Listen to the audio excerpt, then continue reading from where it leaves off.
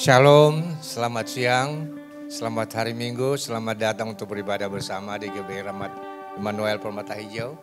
Kita akan memulai ibadah kita dan untuk itu kami undang Bapak Ibu dan Saudara untuk bangkit berdiri. Mari kita arahkan hati dan pikiran kita kepada Tuhan dan kita bersatu di dalam doa.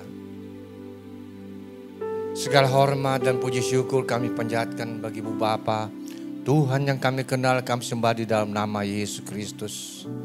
Sungguh besar kasih setiamu Bapa. Engkau yang selalu menyertai, melindungi dan memberkati kehidupan kami sepanjang minggu yang telah berlalu. Dan pada siang hari ini, Engkau yang telah menuntun langkah kami untuk datang ke hadirat-Mu.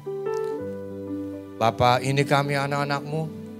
Kami hendak bersyukur, kami hendak berterima kasih. Dan kami juga ingin bernyanyi, memuji-muji dan muliakan Engkau. Kami juga ingin mendengarkan kebenaran firman-Mu ya Bapa, yang akan menguatkan iman kami. Kami membuka hati kami seluas-luasnya bagi kebenaran firman-Mu yang akan disampaikan oleh hamba-Mu Pendeta Julius Parapat. Kami berdoa Tuhan memberkati, Tuhan mengurapi hamba-Mu dengan urapan yang baru. Sehingga melalui bibir mulutnya kami boleh mendengarkan firman-Mu dan isi hati-Mu yang hendak Kau sampaikan bagi kami. Kami juga berdoa Bapa bagi semua anak-anak-Mu yang mengambil bagian dalam pelayanan dalam ibadah pada siang hari ini. Baik worship leader, para singer, pemain musik, teknisi, usher dan semua. Tanpa ada yang terkecuali ya Bapa. Sucikan kami, layakan kami untuk melayani Engkau. Dan mampukan kami juga untuk melakukan yang terbaik hanya untuk hormat dan kemuliaan bagi nama-Mu. Bapa, kami juga berdoa bagi saudara-saudara kami yang masih dalam perjalanan menuju ke tempat ini. Sertai mereka agar dengan penuh sukacita mereka boleh tiba di tempat ini dengan tidak kurang suatu apapun. Sehingga kami boleh beribadah bersama-sama. Penuhi tempat ini dengan kuat kuasa Roh Kudus-Mu ya Tuhan. Dan di dalam nama Tuhan Yesus, kami menolak segala roh-roh dunia ini yang hendak mengganggu ibadah kami. Kami serahkan ibadah kami ini dari awal, pertengahan hingga pada akhirnya hanya ke dalam tangan-Mu. Di dalam nama Tuhan Yesus, kami telah berdoa dan mengucap syukur. Haleluya. Amin. Di nama Tuhan, Bapak Ibu Saudari, persilakan duduk kembali. Hari ini kita sama-sama mau bawa persembahan syukur kita melalui pujian dan penyembahan kepada Tuhan. Karena kita percaya firman Tuhan berkata 2-3 orang berkumpul atas nama Tuhan. Di situ Tuhan hadir, oleh sebab itu Bapak Ibu Saudara mari nyatakan ungkapan syukurmu lewat pujian terbaik dari hatimu. Mari bawa penyembahanmu siang ini kepada Tuhan. Terima kasih Tuhan Yesus, terima kasih Tuhan. Terima kasih Tuhan. Hadirat-Mu Tuhan selalu kami rindukan, lawatan-Mu Tuhan selalu kami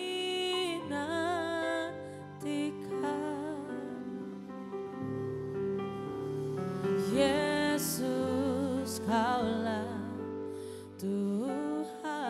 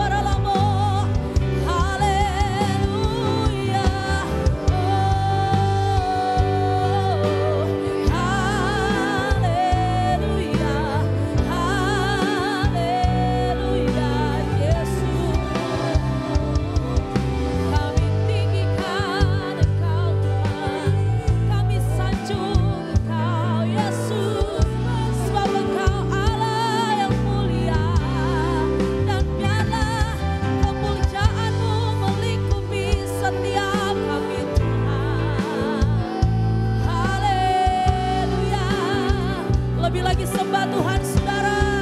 Mari angkat suaramu sembah Tuhan.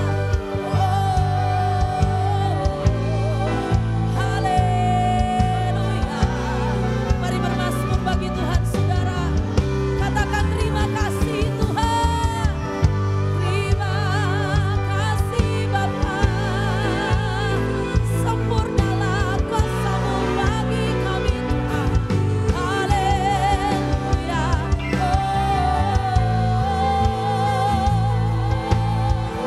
Yesus.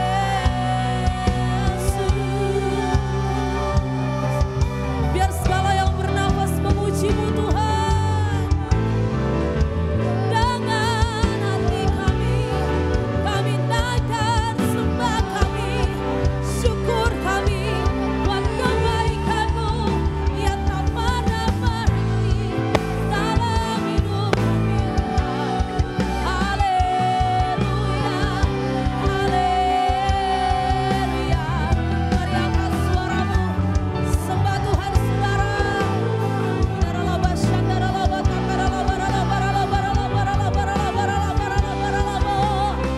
Haleluya, haleluya.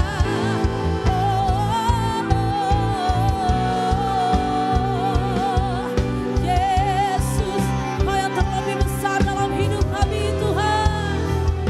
Haleluya, haleluya. Sembah kami hanya bagi-Mu Yesus. Haleluya. Mari lebih lagi sembah Tuhan saudara. Biar siang ini Tuhan disenangkan lewat penyembahan-Mu. Mari nyatakan syukur-Mu, katakan terima kasih Tuhan. Terima kasih untuk segala hal yang Tuhan buat dalam hidup kami. Terima kasih untuk segala hal yang Tuhan izinkan kami alami Tuhan. Kami bersyukur Tuhan Yesus. Terima kasih Tuhan. Lebih lagi sembah Tuhan saudara. Biar siang ini Tuhan disenangkan lewat pujian-Mu.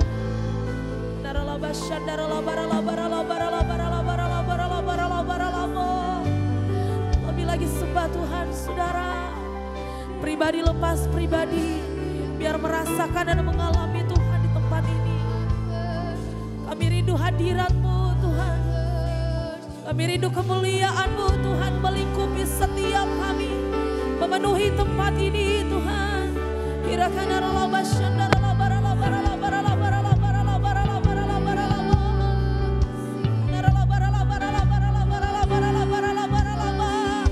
Lebih lagi sembah Tuhan saudara. Mari angkat suaramu sembah Tuhan. Come on.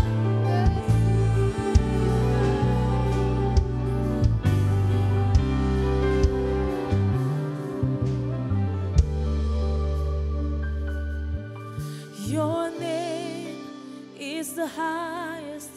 Your name is the greatest. Your name stands above them all. All thrones and dominions, all power and positions. Your name stands above them all. Your name is the highest. Your name is the greatest. Your name stands above them all. All thrones and dominions, all powers, positions.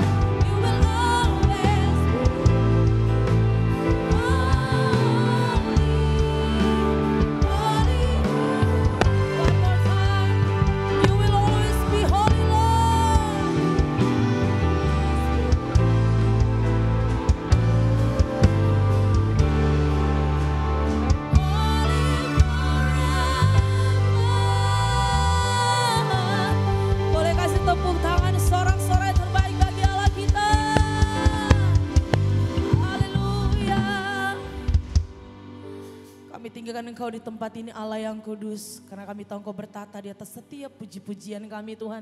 Dan biarlah segala yang bernafas memuji nama Tuhan. Dalam nama Tuhan Yesus kami jemaat Tuhan siap memuji Tuhan lebih lagi bersama-sama. Kita katakan amin. Puji nama Tuhan, shalom Bapak Ibu Saudara. Bersuka cita hari ini, amin. Kita mau memuji dan meninggikan Tuhan lebih lagi. Boleh sekali lagi kasih tepuk tangan yang terbaik bagi Allah kita saudara. Mari sama-sama kita menaikkan pujian bagi Tuhan. Haleluya. Mari bertepuk tangan bagi Tuhan saudara.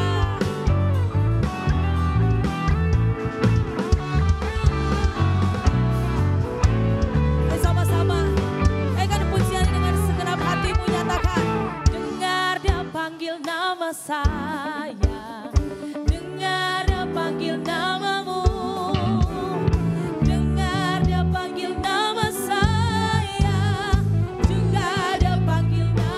Lebih lagi nyatakan, dengar dia panggil nama saya, dengar dia panggil namamu, dengar dia panggil nama saya, juga dia panggil.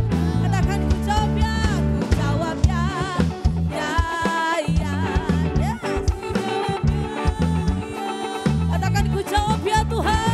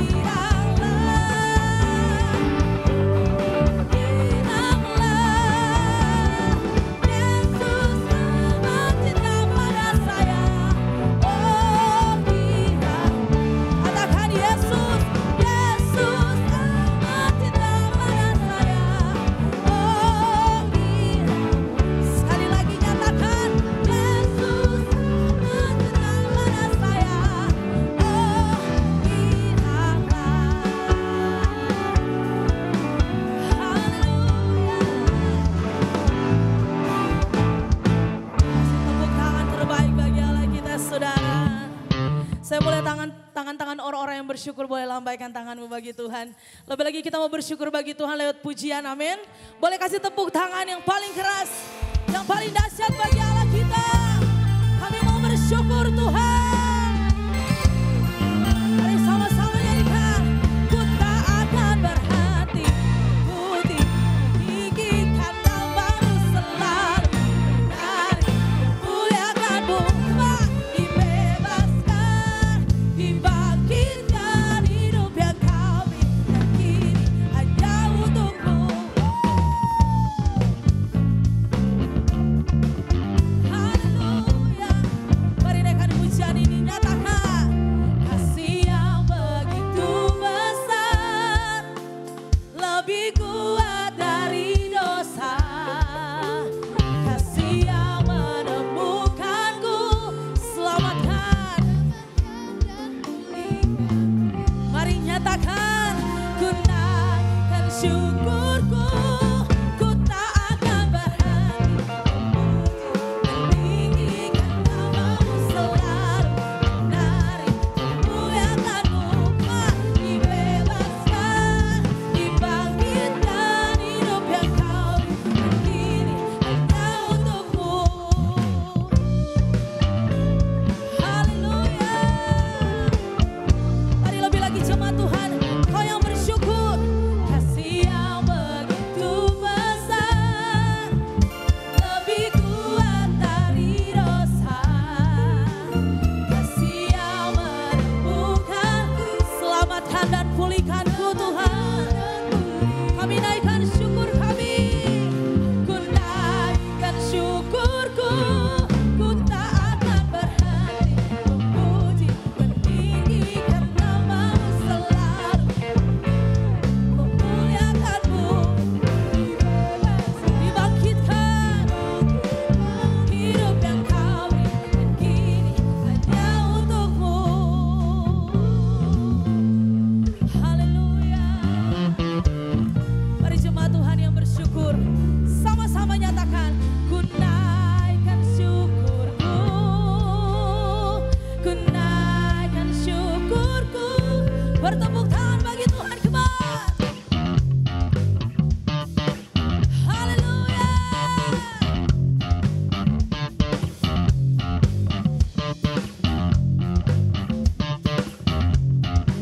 Mari jemaat Tuhan nyatakan, ku tak akan berhenti.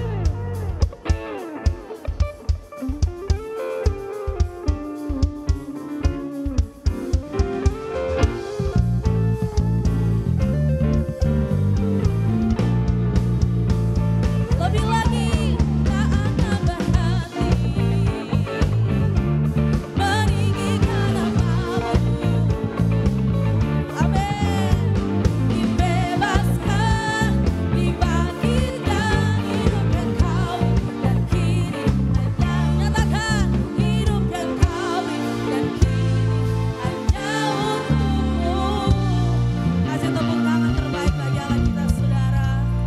Haleluya. Jemaat Tuhan dipersilakan duduk kembali.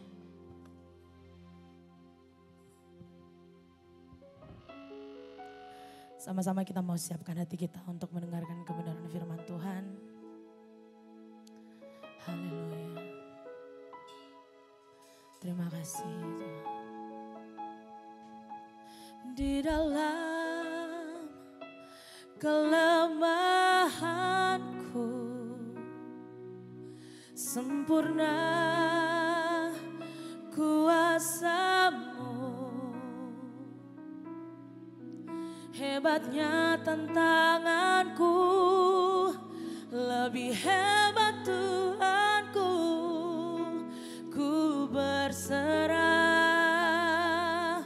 kepadamu yang membelah laut, yang teduhkan badai, yang mustahil pun terjadi karena kuasa-Mu yang pegang hidupku, yang buka jalan bagiku. Kau pembuat mujizat. sejati. Haleluya. Nyatakan di dalam kelemahanku sempurna kuasa-Mu. Hebatnya tantanganku, lebih hebat Tuhanku. Ku berserah kepadamu yang membelah laut yang terluka, badai yang mustahil pun terjadi karena kuasa-Mu yang pegang hidupku, yang buka jalan bagiku. Kau membuat mujizat sejak. Lebih lagi sama-sama nyatakan, yang membelah laut yang terluka, badai yang mustahil pun terjadi karena kuasa-Mu yang pegang hidupku, yang buka jalan bagiku. Kau membuat mujizat sejati. Lebih lagi nyatakan, membelah laut yang terluka, badai. Sejemput kami saudara sama-sama berdiri pun terjadi karena kuasa-Mu yang pegang hidupku, yang buka jalan bagiku. Kau membuat mujizat. Sekali lagi, yang membelah laut, yang membelah laut yang terluka, badai yang mustahil pun terjadi karena kuasa-Mu pegang hidupku, yang buka jalan bagiku. Kau membuat mujizat sejati. Kau membuat mujizat sejati. Terima kasih. Haleluya. Kau membuat mujizat sejati. Berikan tepuk tangan yang meriah. Haleluya. Terima kasih Tuhan. Engkau yang membuat segala mujizat terbaik dalam hidup setiap kami. Untuk itulah Engkau dikatakan sebagai pembuat mujizat yang sejati. Dalam setiap kelemahan kami, masalah, kesulitan kami, sempurnalah kuasa Tuhan dinyatakan. Betapa hebat masalah dan tantangan kami Tuhan. Tapi lebih hebat Tuhan kami berserah kepadamu. Kami memohon urapan Tuhan turun atas kami di siang hari ini. Dan hadirlah di ruangan ini Tuhan, memberkati kami satu persatu. Sehingga tidak ada satupun di antara kami yang dilewatkan oleh Tuhan. Dan sekarang berfirmanlah, kami anak-anak-Mu sudah siap untuk mendengarkan Engkau. Di dalam nama Tuhan Yesus, kami semua yang percaya bersama-sama kita katakan, amin. Puji Tuhan, silakan duduk, berikan tepuk tangan yang meriah. Haleluya, puji Tuhan. Shalom Bapak Ibu yang terkasih, senang bisa berjumpa dengan Bapak Ibu sekalian dalam ibadah yang penuh dengan rahmat dan penyertaan Tuhan ini. Inilah rahmat Immanuel, ya. Anugerah penyertaan Tuhan yang sempurna dalam pelayanan kita. Ya. Setrika udah dimatiin? Tadi pagi saya berangkat gitu ya, di jalan kepikiran, terus tadi setrika udah dicopot belum ya? Ya, ada kalanya kompor udah dimatiin belum ya? Pintu udah dikunci belum ya? Akhirnya kita jadi orang yang diikat dengan rasa khawatir yang luar biasa. Hari ini kita masih ada di tema ibadah dan khotbah gereja kita, yaitu keluarga yang beriman teguh. Saya ajak kembali saudara membuka dalam Filipi pasalnya keempat, ayatnya yang keenam. Bagaimana kita menjadi orang-orang yang menang atas kekhawatiran dan menjadi keluarga yang beriman teguh dalam menjalani hidup ini. Filipi pasalnya keempat, ayatnya yang keenam dan ketujuh. Jika Bapak Ibu sudah melihat bagian ini dan sudah ada di layar, mari kita baca bersama-sama bagian firman Tuhan ini. Yang demikian firman Tuhan, Filipi pasal 4 ayat 6 dan 7, 1, 2, 3. Janganlah hendaknya kamu khawatir tentang apapun juga, tetapi nyatakanlah dalam segala hal keinginanmu kepada Allah dalam doa dan permohonan dengan ucapan syukur. Damai sejahtera Allah yang melampaui segala akal akan memelihara hati dan pikiranmu dalam Kristus Yesus. Ya. Kalimat terakhir yang berkata dalam Kristus Yesus, ini dimulai dengan hati dan pikiranmu dalam Kristus Yesus. Saudara, rupanya hidup di dalam Kristus, hati dan pikiran kita walaupun ada di dalam Kristus Yesus masih bisa mengalami apa yang dinamakan kekhawatiran.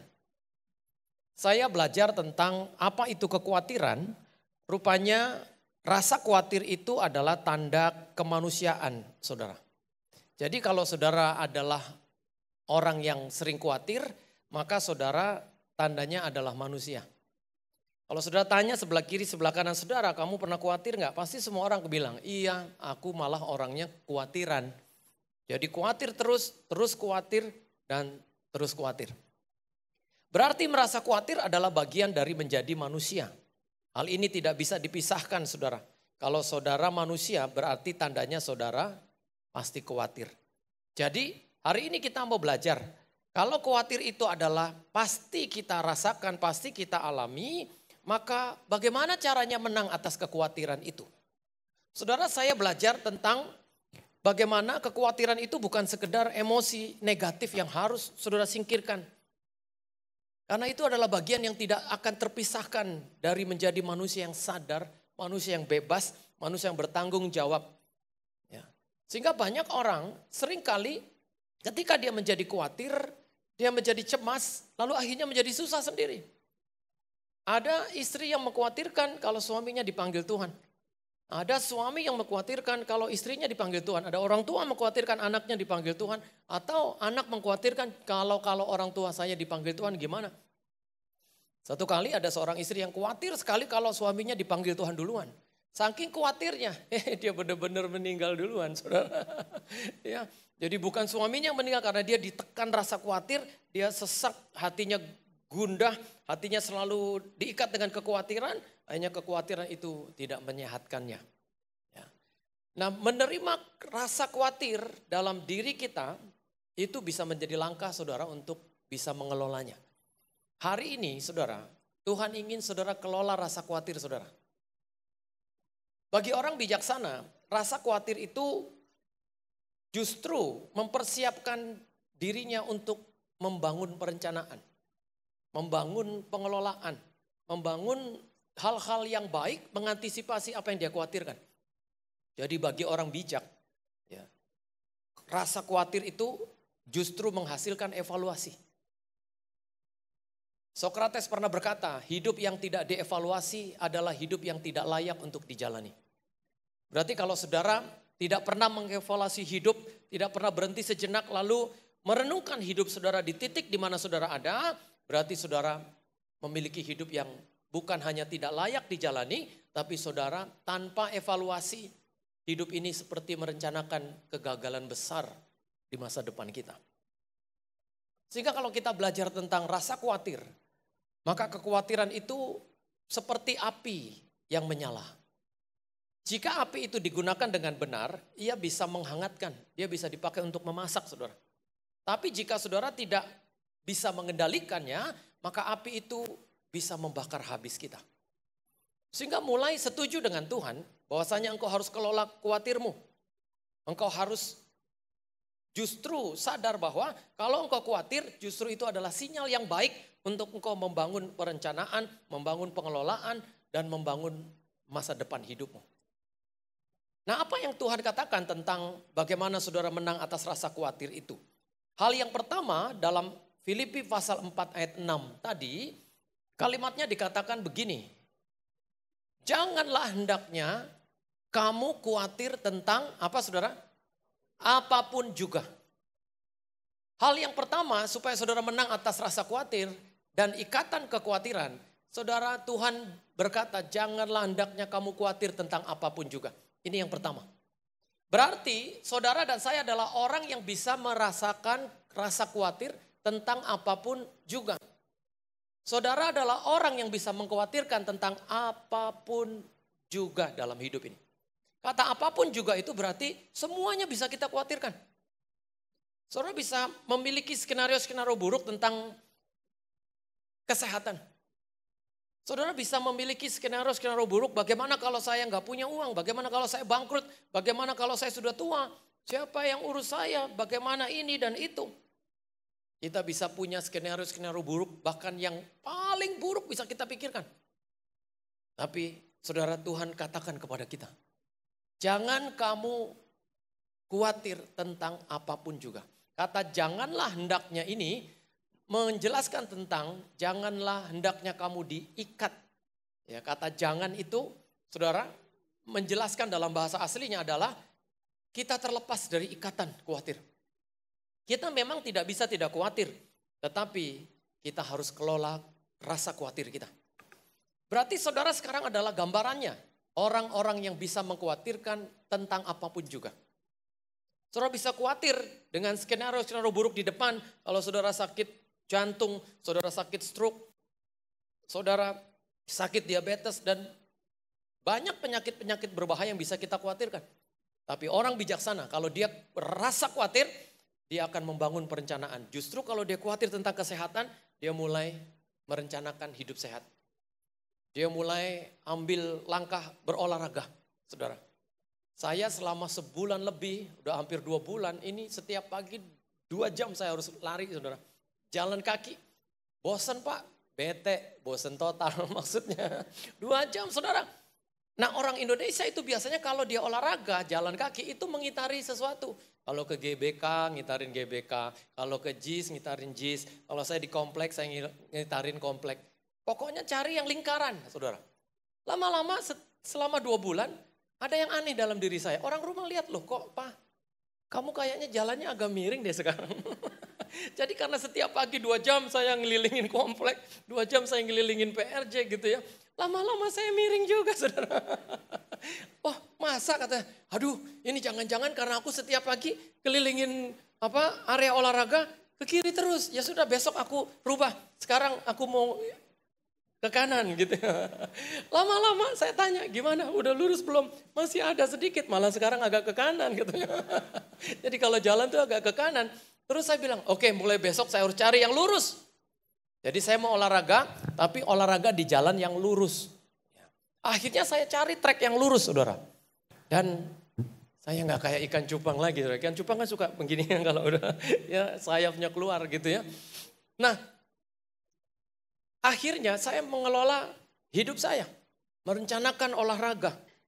Jadi hitam saudara, dulu takut matahari, ketika olahraga gitu ya, oh udahlah matahari terabas aja. Nanti Tuhan yang putihin sendiri, kan ada sinar kemuliaan Tuhan. Kadangkala kalau sinar kemuliaan Tuhan sudah mengkredet, dia akan balik mengkredet. Orang akan lihat kulihat di wajahmu kemuliaan Raja, ada sinar kemuliaan Tuhan. Lalu saudara, saya juga mulai atur makan saya. Saya nggak makan malam lagi. Kalau dulu saya jam 11, 12 tuh saya orangnya laparan saudara. Saya bisa makan helikopter, saya beli di makan nasi helikopter, tahu nasi uduk. Itu saya beli di Mangga Besar, nasi uduknya enak banget. Jadi kalau jam 11, 12 itu saya bisa makan nasi uduk. Malam nih saudara, saya juga bisa makan nasi Padang di Minang Sepakat yang 24 jam itu. Apalagi kalau besoknya mau khotbah, mau ngajar S2, S3. Waduh, apalagi ngajarnya orang-orang Medan. Saya punya kelas kan di Medan. Orang Medan itu kalau kuliah saudara, kita belum masuk kelas, mereka udah banyak pertanyaan. Kadang-kala saya harus bilang gini, nanti ya Pak di kelas ya tanyanya nanti. Ini kan belum mulai kuliah, sejam belum mulai kuliah dia udah mulai tanya-tanya. Sama aja kuliahnya 3 jam. Ya. Oh iya Pak dosen gitu ya. Lalu akhirnya saya makan banyak, akhirnya badan saya nggak bisa ini saudara. Terus akhirnya saya belajar untuk tidak makan malam. Saya ganti dengan buah, pisang, pepaya, melon ya, semua ya buah-buah yang agak keras gitu ya. Rupanya bisa. Saya baru sadar rupanya selama ini saya tuh dibohongin oleh diri saya sendiri. Saudara. Yang paling sakit itu sudah bukan dibohongin orang lain, tapi dibohongi oleh diri sendiri. Akhirnya saya mulai bilang sekarang saya yang atur, bukan kamu yang atur saya. Akhirnya kalau dia udah mau makan padahal masih bisa, saya bilang enggak, nanti makannya. Ya. Dan akhirnya saya makan bukan lagi untuk kenyang, tapi untuk sehat. Ya, di Permata Hijau ini kalau ibadah minggu banyak makanannya. Tadi saya di gereja Isa Al-Masih kan belum sempat makan. Ya dalam bayangan saya, wah di Permata Hijau pasti ada makanan nih. Benar saudara, itu apa tuh tadi tuh? Ya hanya saya makan dulu, ya saya makan ya banyak ya, tapi makan bukan lagi untuk kenyang, untuk sehat. Ya, tapi kan B2 Pak, ya B2 juga sehat saudara. Ya, kata tetangga saya, lu harus makan B2 supaya gak kena santet. Katanya, waduh, bayangin dia bukan bawa vitamin, tapi bawa perlindungan. Saya juga heran kenapa orang bisa bilang begitu ya. Kalau makan B2 bisa menolak santetnya. Emang siapa yang mau nyantet kita? Ya, kolagen semuanya ada di situ. Wah, luar biasa saudara. Ya. Jadi kalau saudara khawatir tentang kesehatan saudara di masa depan, mulai atur, rencanakan olahraga sedikit. Lalu kalau saudara khawatir tentang keuangan saudara yang tambah memburuk, kita lihat iklim ekonomi dunia, iklim ekonomi Indonesia, saudara bukan tambah ya kita bisa menaruh harap saudara. Malah sekarang kita belajar tentang bagaimana kita hemat, kita mempersiapkan diri. Nah bagi orang yang bijaksana, apa yang dia khawatirkan tentang keuangan? Dia mulai buat perencanaan. Dia mulai atur pengeluaran. Dia mulai atur pemasukan. Temanya bukan lagi jalan-jalan lagi. Selama ini kan kalau orang tanya, dari mana? Healing. Gitu. Jadi orang Kristen tuh udah healing aja. Padahal dia tuh healer, penyembuh. Ya. Dia adalah penyembuh untuk orang-orang yang suntuk. Orang-orang yang merasa hidup tidak rame. Ada kita, jadi rame hidupnya. Ya. Jadi itulah Tuhan yang memakai kita untuk menjadi berkat bagi banyak orang. Saudara khawatir apa lagi? Saudara khawatir tentang ekonomi. Saudara mulai buat perencanaan pengelolaan keuangan hari ini. Mulai menabung. Ya, mulai ngumpulin uang. Ya, mulai berhikmat. Mulai tidak boros. Mulai mengatur sistem keuangan dengan luar biasa. Lalu ada orang yang khawatir tentang masa depannya. Saudara kemarin saya ketemu orang tua. Orang tua itu berkata, aduh Pak sejak saya udah tua saya mulai selalu urus rujukan BPJS. Saya baru tahu kalau Tuhan bilang anak itu milik pusaka, maka kita sadar dia tuh jadi milik pusaka kalau kita udah begini-begini nih. Sering harus ke rumah sakit, sering harus urus surat rujukan. Maka anak itu adalah bagi kita anak yang sakti. Yang kerjaannya kalau dulu saya ngurus mama saya waktu dia sakit, saya harus berangkat dari rumah jam 4 ke RSPAD untuk daftarin saudara, supaya dapat nomor kecil. Karena kalau nggak datang jam 4 pagi, kita datang jam 7 langsung datang bawa orang tua sakit, maka kita dapat urutan 50, 60. Jadi saya ketika tahu berangkat harus pagi, supaya dapat nomor yang kecil, akhirnya saya datang jam 4. Ya, loket dibuka jam 5:30. Itu jam 4 udah antri di urutannya masing-masing. Akhirnya orang tua saya dapat antrian 10 besar atau 5 besar. Kalau enggak 1, 2, 3, 4, 5. Ya ujung-ujungnya kalau memang ada orang yang lebih pagi lagi, orang tua saya dapat 7, 8, 9 gitu. Tapi itu enggak apa-apa. Artinya kalau pengobatan dibuka jam 7, orang tua saya jam 12 minimal sudah sampai di rumah. Sampai sebegitu saudara. Nah ketika orang tua melihat, ya, seperti Paulus berkata, ya, manusia batiniaku semakin merosot, maka itulah kita. Kita ini saudara semakin hari semakin akan melihat manusia batinia kita, lahiria kita ini akan semakin merosot. Dulu gak kenal asam urat, sekarang saya kaget waktu dokter Egi buat pemeriksaan di situ. Asam urat saya tinggi saudara, waduh gawat. Saya baru tahu ini dok, ini Pak harus dijaga. Lama ini saya pikir saya cuma asam urut aja. Jadi kalau pegal tinggal diurut gitu, gak taunya asam urat. Akhirnya mulai belajar jaga. Nah, anak itu jadi milik pusaka orang tua kalau orang tua sudah membutuhkan banyak hal dari anak. Lalu siapakah orang tua bagi anak? Kalau anak itu adalah milik pusaka orang tua, maka orang tua itu adalah orang yang terhormat bagi anak. Saudara, kalau saudara masih punya orang tua, saudara terhormat loh. Makanya Alkitab berkata, hormatilah ayahmu dan ibumu supaya panjang umurmu di muka bumi ini. Kenapa Tuhan suruh hormati? Karena memang orang tua itu adalah orang yang terhormat dalam hidup kita. Bicara tentang ibu, saudara pernah nginap di perut ibu 9 bulan. Ada yang pernah gak nginap? Saya gak lahir dari ibu saya, padahal kamu lahir dari siapa? Turun dari langit. Semua kita pernah tinggal di perut ibu. Bayangkan saudara. Dulu waktu istri saya hamil itu kalau udah hamil 7 bulan itu kepanasan. Dulu gak pakai AC di rumah, cuma pakai kipas angin. Kadang kalau perutnya dibuka saya disuruh kipasin. Panas gitu ya. Terus saya bilang boleh gak tuker. Aku yang hamil, kamu udah gak usah, aku yang nanggung aja. Lah mana bisa gitu ya. Ini memang kodratku. Semua kita pernah tinggal di perut ibu kita saudara. Saya pernah lihat ada kaki anak-anak saya tuh nendang-nendang, duk gitu. Pegang ke sini dia lari ke sana, pegang ke sini dia lari. Seru saudara. Ya. Kalau istri saya makan somai, dia ngerasa, si ini anak kita nih lagi makan somai juga nih di dalam. Kelihatan, terasa ini. Lagi makan gitu ya. Sampai sebegitu saudara. Dan saya belajar bagaimana seperempat hidup anak-anak saya saudara. Bagaimana dari TK, SD, SMP, SMA sampai kuliah. Saya yang nganter tiap pagi. Kalau enggak orang rumah, istri, saya ganti-gantian aja. Bayangkan berapa waktu itu. Nganter sekolah. TK itu 1 tahun. Ya. SD 6 tahun, 7 tahun. SMP 3 tahun, 10 tahun. SMA 3 tahun, 13 tahun. S1 4 tahun, 17 tahun. Kalau mau lanjut S2 biasanya orang tua nggak puas gitu ya. Tambah lagi 2 tahun. Ya. Wah, lama banget Pak. Ada 20 tahunan lebih ngantar anak-anak sekolah. Memang begitu. Gimana gak terhormat Pak, Bu? Sebagian dari hidup kita dibiayai orang tua loh. Makanya Tuhan taruh kata hormat kepada orang tua. Hormatilah ayahmu dan ibumu. Kalau ada anak yang mendorong orang tuanya ke rumah sakit, membantu orang tuanya, merawat orang tuanya, saudara terhormat. Berikan tepuk tangan yang meriah buat Tuhan. Karena saudara sedang bawa orang yang terhormat. Merawat orang yang terhormat. Melindungi orang yang terhormat. Sehingga Tuhan berkata, hormatilah. Seorang yang harus dihormati adalah memang harus orang yang terhormat.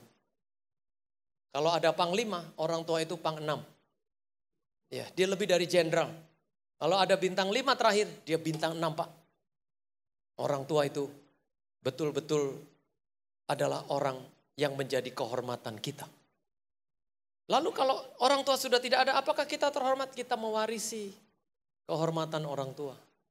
Kita menikmati kebaikannya, kita menikmati sejarahnya, kita memuliakan Tuhan dalam hidup orang tua kita. Sehingga waktu papa mama saya udah gak ada, ya kerjaan saya kalau kangen sama mereka, saya ke makamnya. Tabur bunga, lalu merenung, doa. Saya ingat bagaimana saya minta jajan, bagaimana dulu ada cerita-cerita indah. Kadang saya ketawa sendiri, saya lihat nama mereka. Hanya itu. Makanya kalau saudara masih punya orang tua, wah luar biasa. Kehormatan saudara double. Saudara jadi orang yang luar biasa di dalam dunia ini. Nah kalau saudara khawatir tentang apapun juga, saudara. Tuhan bilang, jangan sampai kamu diikat dengan kekhawatiran apapun itu. Sehingga kalau rasa khawatir itu bisa datang, rasa khawatir itu adalah tanda bahwa kita adalah manusiawi, maka kita jadi orang yang akhirnya bisa mempersiapkan segala sesuatu. Kekhawatiran itu bagi orang bijaksana menghasilkan self control. Akhirnya kita punya controlling dalam diri kita. Dan ini adalah merupakan satu anugerah, saudara. Anugerah itu juga berbicara tentang kendali. Jadi kalau saudara hidup di dalam anugerah Tuhan yang banyak, kasih karunia yang banyak, Tuhan juga enggak melepaskan anugerah itu tanpa kendali. Kalau anugerah tanpa kendali, maka itu akan menghasilkan hyper grace. anugerah yang kebablasan. Saking kebablasannya, orang-orang sekarang saudara, bahkan untuk menentukan gender itu bukan lagi dari kelahiran, tapi dari pilihan. Orang-orang sekarang saking kebablasannya, mereka merasa bahwa mereka perempuan atau laki-laki itu bukan lagi ditentukan bagaimana mereka lahir, tapi dari pilihan mereka. Tuhan bilang, kalau kamu mau tahu jati dirimu, kamu perempuan atau laki-laki, lihat kamu lahir sebagai apa. Kalau kamu lahir sebagai laki-laki, kamu laki-laki. Kalau kamu lahir sebagai perempuan, kamu perempuan. Lebih dari itu enggak ada. Nah manusia sekarang, mereka merasa aku bisa merubah diriku. Aku enggak tergantung lahirku apa, tapi aku tergantung pilihanku mau jadi apa sekarang. Kalau aku mau milih jadi perempuan padahal aku laki-laki, aku akan jalani. Kalau aku ingin menjadi laki-laki padahal aku perempuan, aku akan jalani. Itu orang sekarang, saudara. Sehingga sekarang tuh toiletnya sudah ada ketambahan. Bukan hanya ada laki, bukan aja yang ada pria, wanita, tapi di tengahnya itu ada yang cewek cowok jadi satu gitu ya. Bukan, saudara. Doa saya di Indonesia cuma ada toilet 2. Pria dan wanita, yang lain itu udah nggak ada. Jadi kalau saudara belajar tentang rasa khawatir itu, maka rasa khawatir itu akan menghasilkan controlling dalam hidup saudara. Anugerah itu perlu dikendalikan.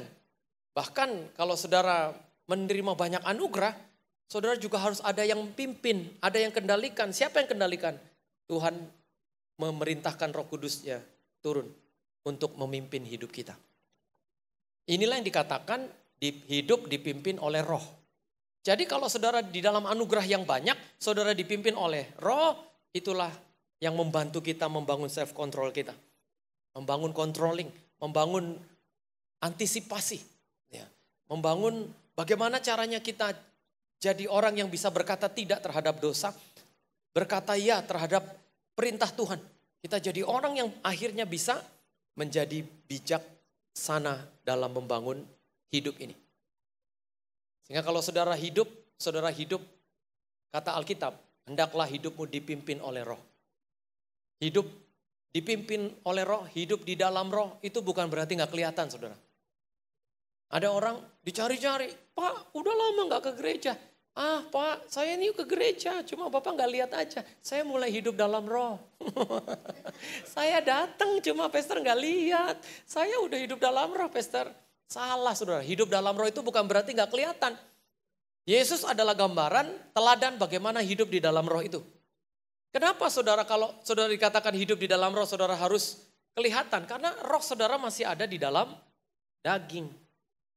Kalau Roh saudara sudah tidak ada di dalam daging, bagaimana jadinya kalau daging sudah tidak ada rohnya? Mati. Jadi kalau saudara ada orang yang meninggal, itu bukan karena jantungnya berhenti, paru-parunya sudah rusak. Bukan semata-mata itu. Tapi kadangkala kita harus mengerti karena roh sudah meninggalkan dia. Saudara mau lihat? Daging yang sudah tidak ada rohnya. Lihat di rumah duka, orang yang sudah mati. Dia memiliki daging tapi rohnya sudah tidak ada. Kembali kepada Tuhan. Nah ketika roh saudara ada di dalam daging, itu sebabnya apapun yang saudara lakukan hidup di dalam roh, itu harus kelihatan. Yesus hidup di dalam roh. Paulus hidup di dalam roh. Mereka melakukan hidup di dalam roh itu dengan nyata-nyata. Sehingga orang melihat perbuatan mereka yang baik dan akhirnya memuliakan Bapa yang di surga. Sama saudara. Kenapa saudara harus hidup dipimpin roh, hidup di dalam roh, dengan hidup yang nyata kelihatan, bukan berarti saudara hidup dalam roh, karena saudara sudah hidup dalam roh, lalu saudara gak kelihatan, bukan. Justru kalau saudara mau hidup dalam roh, ada buah-buah roh yang keluar dari hidup saudara yang nyata. Ada kasih, sukacita, damai sejahtera, kelemah lembutan, kemurahan, semuanya kelihatan. Ada keinginan ibadah, kalau saudara ibadah, berarti saudara adalah manusia-manusia yang sudah hidup dalam perkara-perkara roh. Saudara datang ke gereja ini berarti saudara hidup dalam roh. Perkara-perkara rohani. Ibadah, doa, ya menyembah, menyanyi. Itu adalah gambaran hidup seseorang yang ada dalam roh. Jangan kamu khawatir tentang apapun juga. Ini yang pertama. Lalu yang kedua, bagaimana saudara menang atas rasa khawatir? Kalimatnya dikatakan dalam Filipi pasal 4 ayatnya yang ke-6 ini, kalimatnya adalah begini. Tetapi nyatakanlah dalam segala hal keinginanmu kepada Allah dalam doa dan permohonan. Ini yang kedua.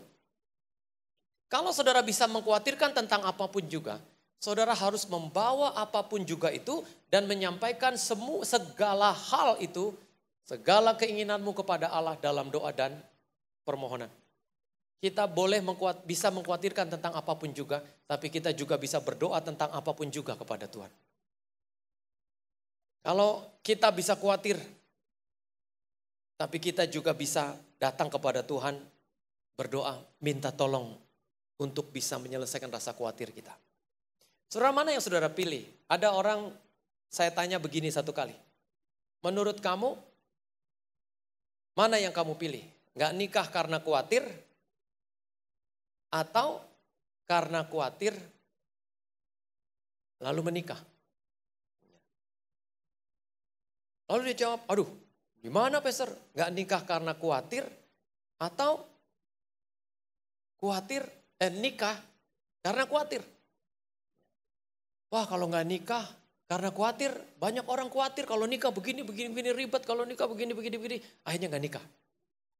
Ada orang akhirnya nikah itu karena khawatir. Nanti begini, begitu, begini. Bingung om, mana yang harus dipilih? Ya. Lalu saya bilang, ya nikah aja walaupun khawatir. Daripada nggak nikah karena khawatir. Mendingan nikah sekalipun khawatir. Ya. Kenapa? Karena khawatir itu pasti datang 1 kali, 2 kali, 3 kali, 4 kali, 5 kali, 6 kali, 7 kali. Terus sepanjang kita hidup sebagai manusia, rasa khawatir itu pasti ada. Tapi menikah itu kadang gak datang 2 kali. Kadang sekali ya untuk selamanya. Dan mana yang kita pilih? Kita gak boleh berdiri di atas rasa khawatir. Kita berdiri di atas janji Tuhan yang kita bisa doakan, kita bisa pegang. Saudara ingat satu kali nanti saya akan sampaikan khotbah tentang bagaimana perempuan pendarahan bisa mengalami kebangkitan iman dalam hidupnya. Saudara, perempuan pendarahan itu dikatakan 12 tahun mengalami pendarahan. Saudara pernah dengar orang kecelakaan kehabisan darah akhirnya meninggal?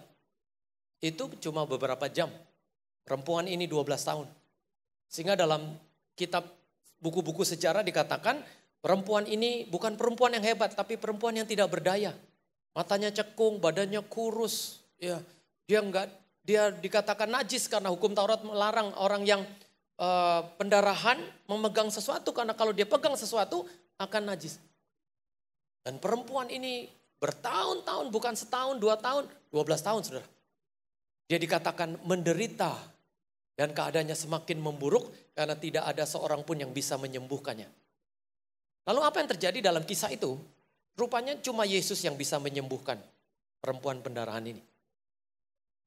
Ini yang membuat saudara harus mengerti bahwa kalau saudara mencari pertolongan, jangan hanya cari pertolongan manusia, cari pertolongan Tuhan. Ya. Beberapa hari ini saudari kita Joan itu dioperasi karena tulang belakangnya ini tadinya diindikasi saraf kejepit, tapi ketika di MRI itu patah tulangnya saudara, di bagian belakang begini. Jadi kelihatan di hasil MRI-nya itu ada begini, ada renggang begini, dan ini patahan. Nah, itu baru ketahuan kalau pas udah di MRI. Dulu pernah di ronsen, tapi ronsen gak bisa tembus terlalu jauh. Ya, waktu di MRI itu kita yang ngeliatnya juga ngeri gitu saudara. Dan kemarin dioperasi. Ya saya datang ke rumah sakit, saya doakan, lalu mempersiapkan operasi supaya tenang, tidak khawatir, tidak cemas. Saya bilang sama Joan dan keluarga, waktu Tuhan mengoperasi Adam, tulang rusuk Adam itu patah. Tapi Alkitab menjelaskan bahwa kesembuhan itu dilakukan Tuhan untuk Adam. Dia menyembuhkan tulang Adam yang patah, bahkan dari tulang yang patah itu Tuhan membangun seorang perempuan. Berarti percaya saja Tuhan pernah mengoperasi tulang seseorang. Dia dokter di atas segala dokter, dia tabib di atas segala tabib, dia Tuhan yang sanggup menyembuhkan masalah tulang, Johan.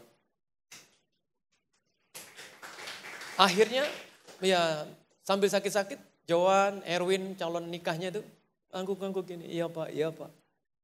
Berani masuk ruang operasi. Di ruang operasi ada Tuhan Yesus, saya bilang. Lalu saya doakan dan selesai selama operasi berlangsung, saya bilang sama Erwin pasangan pacarnya Joan calon suami. Saya bilang, Erwin nanti kasih tahu jam berapa operasinya. Supaya kita bisa berdoa selama operasi berlangsung. Wah, saya hubungin beberapa orang. Doakan selama operasi berlangsung. Ya, operasinya saudara rupanya kita udah doa, Allah nggak selesai. Operasinya jam 1, selesainya setengah 7 malam, jam 7 malam. Hampir jam 8, bayangkan tuh berapa jam. Saya udah doa tahan-tahan, udah lewat 1 jam, udah belum selesai, belum ada kabar. 2 jam belum selesai, kita sambil berkegiatan. Akhirnya kok nggak selesai Win? Iya Pak, belum selesai. Oh sudah lama baru, Pak ini baru 1 jam selesai, udah keluar dari rumah sakit. Dan saudara yang terkasih di dalam Tuhan, kita punya Tuhan yang seperti ini, yang bisa kita harapkan, yang bisa kita naikkan doa kepadanya. Dan Alkitab berkata, nyatakanlah dalam segala hal keinginanmu kepada Allah dalam doa dan permohonan. Saudara pernah menyatakan segala hal keinginanmu kepada Allah dalam doa dan permohonan? Ingat, saudara berharap apa, ingin apa, Tuhan bisa menjadi sandaran untuk saudara datang meminta segala sesuatu yang baik itu. Yang terakhir saudara, bagaimana saudara bisa menang atas kekhawatiran? Kalimatnya di dalam Filipi 4 ayat 6 berkata demikian. Dengan ucapan syukur. Ya. Kalau saudara mau menang atas kekhawatiran, saudara harus belajar bersyukur. Bersyukurlah. Saudara harus belajar bilang terima kasih Tuhan apapun yang terjadi. Sulitkah engkau hari ini? Susahkah engkau hari ini? Punya persoalankah engkau hari ini? Alkitab bilang, jangan lupa ucapan syukur. Bersyukur kepada Tuhan. Sadar tidak sadar kita ini bisa seperti sekarang ini saudara. Ini bukan karena kita hebat, tapi karena ada Tuhan yang hebat yang menyertai saudara. Ini bukan karena hebatmu, ini bukan karena kuatmu, tapi karena ada Tuhan yang menyertaimu. Sehingga benarlah kalau Alkitab katakan kepada Timotius, jangan lupa kobarkanlah kasih karunia Tuhan dalam hidupmu. Kata kobarkanlah itu saudara, memakai kata anazopireo, yang artinya menyalakan kembali. Ya, mengipasi api yang mulai redup. Ya. Sehingga saudara terus menyala abangku, terus tetap semangat. Kita masih punya Tuhan, kita masih punya anugerah. Anugerah belum selesai, kasih karunia masih banyak. Anugerah diberikan kepada orang yang tetap percaya kepada Tuhan. Terus kobarkan kasih karunia Tuhan, kobarkan anugerah itu. Jangan lupa bahwa kita hidup di dalam anugerah, kita punya Tuhan yang sanggup menolong kita. Sehingga rasa percaya untuk hidup dalam anugerah itu menjadi rasa yang tidak pernah hilang dalam hidup kita. Apapun yang terjadi, kita masih punya Tuhan Yesus. Bagaimanapun keadaan kita, apapun kendala-kendala dalam hidup kita, kita masih punya juru selamat dalam hidup ini. Tuhan memberkati saudara, berikan tepuk tangan yang meriah buat Tuhan. Sekarang saudara bisa bilang, khawatir masih ada sih. Tapi aku gak mau terikat dengan kekhawatiran. Yang kedua saudara tanya, masih khawatir? Masih, karena itu tanda manusia. Tapi saudara mulai berkata, tapi kan aku masih bisa berdoa sama Tuhan, minta tolong. Masih khawatir? Iya, tapi aku belajar bersyukur. Bersyukur sebab Tuhan Yesus baik. Mari nyanyikan pujian tadi kembali. Kau pembuat mukjizat sejati. Di dalam segala kelemahan, sempurnalah kuasa Tuhan. Kalau kita berkata, betapa hebat tantangan dan masalah hidupku, pasti saudara akan mengerti, lebih hebat lagi Tuhan yang menyertai kita. Nyanyikan pujian ini dari awal, katakan sama-sama. Di dalam kelemahanku, betapa sempurna kuasa-Mu Tuhan. Dalam hidup dan kelemahan kami sadar kami membutuhkan Tuhan di dalamnya. Hebatnya tantanganku, lebih hebat Tuhanku. Berserah saja, kita punya Tuhan yang luar biasa, saudara. kepadamu yang membelah laut yang teduhkan badai. Kita punya Tuhan yang seperti ini. Tuhan yang mampu membuat mukjizat. Baginya tidak ada perkara yang mustahil untuk dilakukan. Haleluya. Hidupku yang buka jalan bagiku. Kau membuat mukjizat terjadi. Sekali lagi, di dalam kelemahan kami, sempurnalah suka kuasa-Mu dia Tuhan. Di dalam kami berterima kasih karena Engkau ada Tuhan. Sempurnalah sukacita kami. Kuasa-Mu bekerja. Dan kami harus mengakui betapa hebatnya Tuhan yang kami sembah. Lebih hebat Tuhanku. Berserah saja kepada Tuhan. Haleluya. Kepadamu yang membelah laut yang teduhkan badai. Yang mustahil pun terjadi.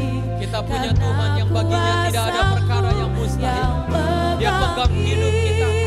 Dia tuntun jalan kita kepada kemenangan. Terima kasih Tuhan. Haleluya.